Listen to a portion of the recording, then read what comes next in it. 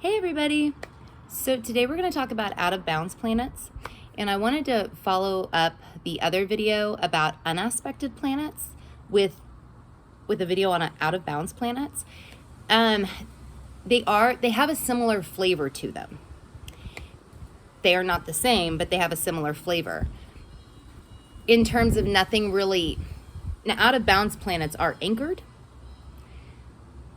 but there's a similar flavor of them kind of doing and operating however the hell they want that unaspected planets also share.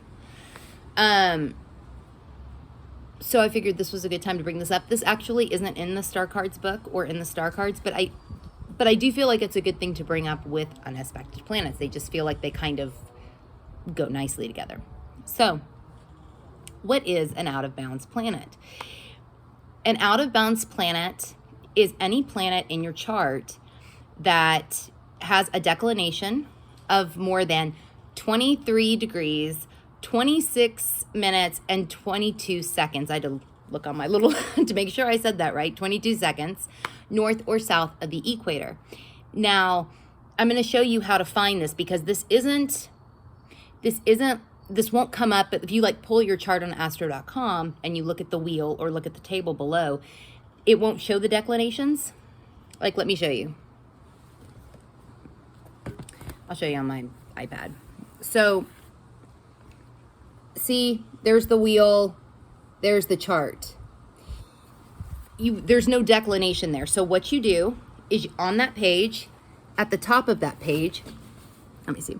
On the top of that page, it says additional tables. Click on that. And it'll load this other page that looks kind of like this. The declinations for the planets are right there. And that's where you'll go to see what the declinations are for each of your planets. Now, some planets never go out of bounds. The sun never goes out of bounds. The nodes never go out of bounds. Saturn and Neptune never go out of bounds. And Chiron, I know it's not a planet, but it doesn't go out of bounds either. The rest of them do. Jupiter goes out of bounds the least. Out of all of them, out of all the planets that do go out of bounds, Jupiter goes out of bounds the least. So if you have an out of bounds Jupiter, that would probably need to be given some attention because it doesn't happen very often. So what happens with planets that go out of bounds? They are kind of like, they kind of like go rogue and function however they want. Obviously any aspects to that planet, will kind of give you an idea of how that might happen. If it goes rogue in a easy way or in a challenging way, or in a way that's easy for the person or challenging for the person. You'd also want to obviously look at what planet you're talking about by sign and house. But out of bounds planets can amplify things like, okay, let's say you've got the moon out of bounds, right? This could give you, there's something, I'll say this, there's something kind of Uranian about out of bounds planets.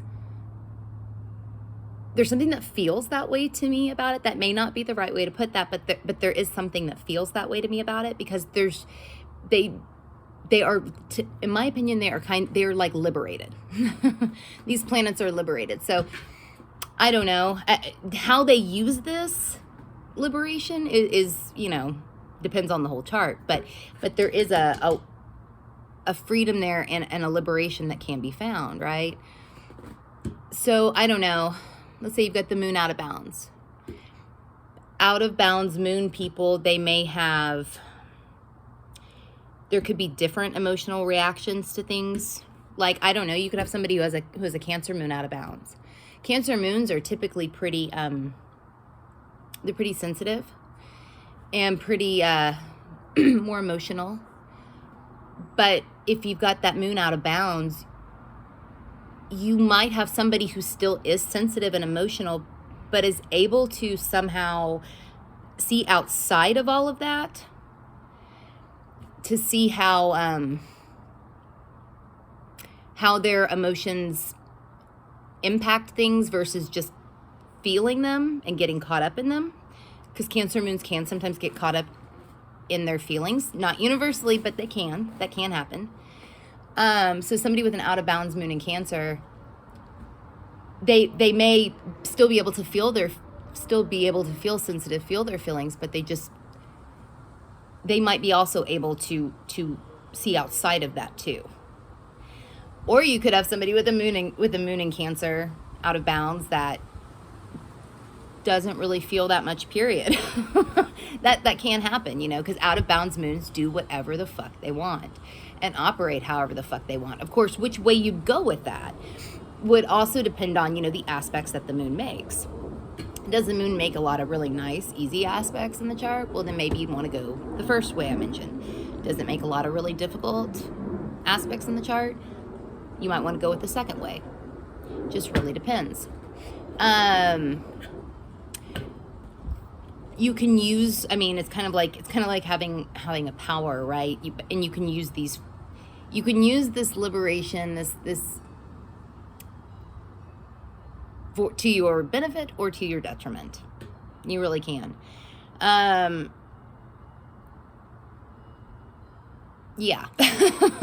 It depends on everything going on in the chart as to how you might use that. So yeah, definitely go through your chart and see if you have any out of bounds planets. I strongly recommend you do this. And see if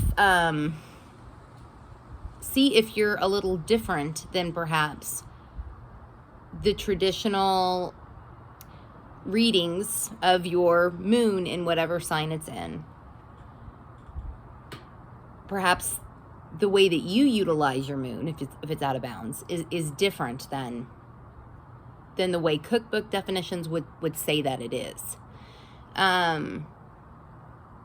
For instance, like, I don't know, you might have somebody with an Aquarius, another thing I could think of, Aquarius moon,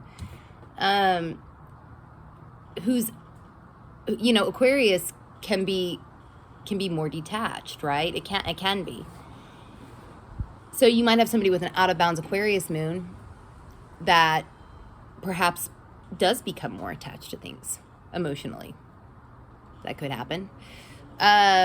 Or maybe they use this emotional detachment, maybe they take it to an absolute extreme, right?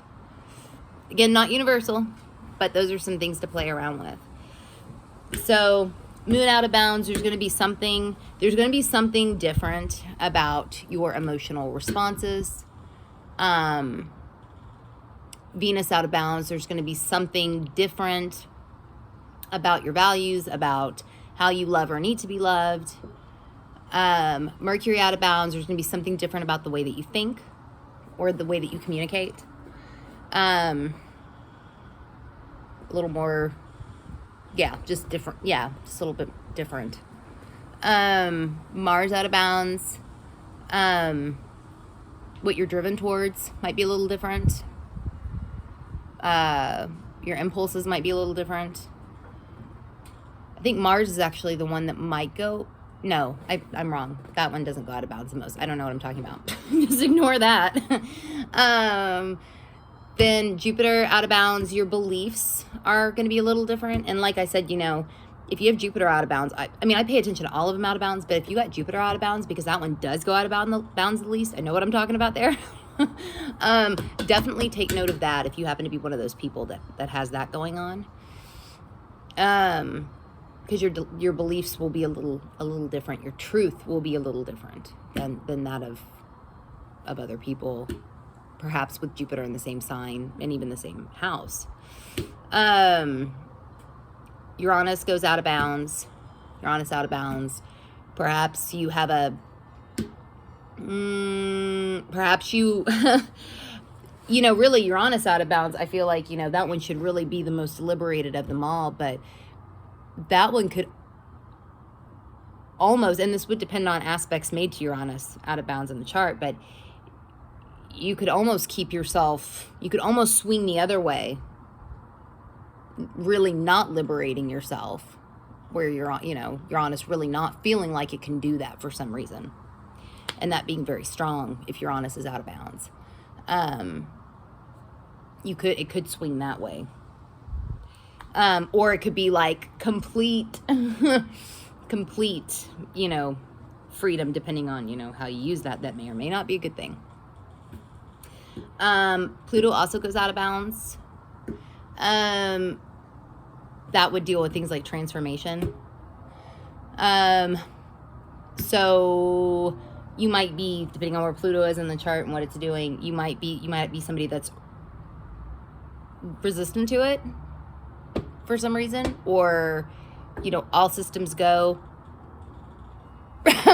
you know, all of the time. So I would definitely look and see what you have going on in that regard. The more out of bounds planets that you have, the more that out of bounds flavor will will be more prevalent in your life. The more planets that you have out of bounds. Some people only have one, some people have none, some people have like 4. So yeah, I would definitely take a look at this. And yeah, I think it's important. So do that. But yeah, I'm going to get going. So if you are wanting to follow us on Instagram, you can find us at Let's Fuck with Astrology. I am at Saturn Season Astrology on Instagram. Natalie is at Apaternal Astrology on Instagram. If you're watching this on Instagram, want to subscribe on YouTube or whatever, you can go to Let's Fuck with Astrology, searching for us that way. If you do the Reddit thing, you can find us on the subreddit Let's Fuck with Astrology. And if you're interested in the star cards, you can go to letsfuckwithastrology.com/star-cards. Okay, y'all. I'll see y'all later.